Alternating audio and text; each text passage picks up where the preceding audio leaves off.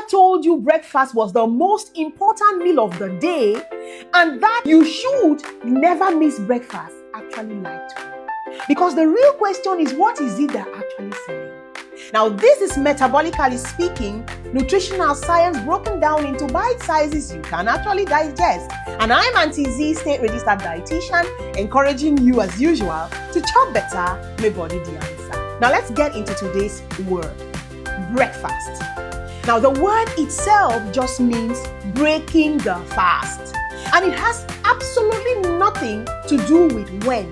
It has no fixed timing, no fixed content, and the idea that it must happen within 30 minutes of waking, that it must contain a cereal, that skipping this breakfast is somehow dangerous for your health, is actually not nutritional science, but has everything to do with marketing. Yes, it's about the molar, if you get my drift. Now, many of you do not know that the cereal industry spent billions of dollars across the 20th century. What were they doing? They were manufacturing the belief that their product, yes, their product was a biological requirement. Now, it is not.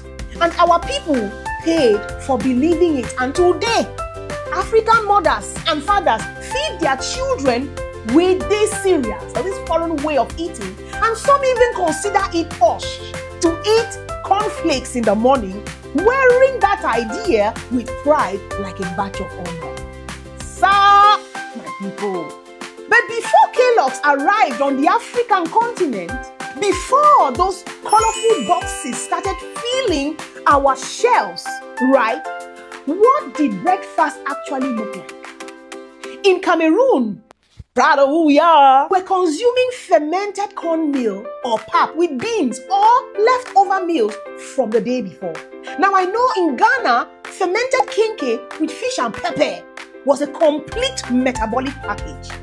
If you go further to Ethiopia, injera with lentils were gut feeding, slow glucose releasing foods. And in northern Nigeria, kunu or fura danono was protein rich, fermented, low glycemic food. Do you understand? None of these came from a box. None of these spiked blood sugar the way a bowl of cornflakes does today. If you don't believe me, you better check it. We did not abandon an inferior breakfast for a superior one. As a matter of fact, we abandoned medicine for marketing. Now let's talk science a little bit, shall we? In 2016, a paper published in the American Journal of Clinical Nutrition reviewed 10 years of breakfast research and found that the majority of studies that were linking, right, breakfast to better health outcomes were funded directly by breakfast cereal companies. Et voila!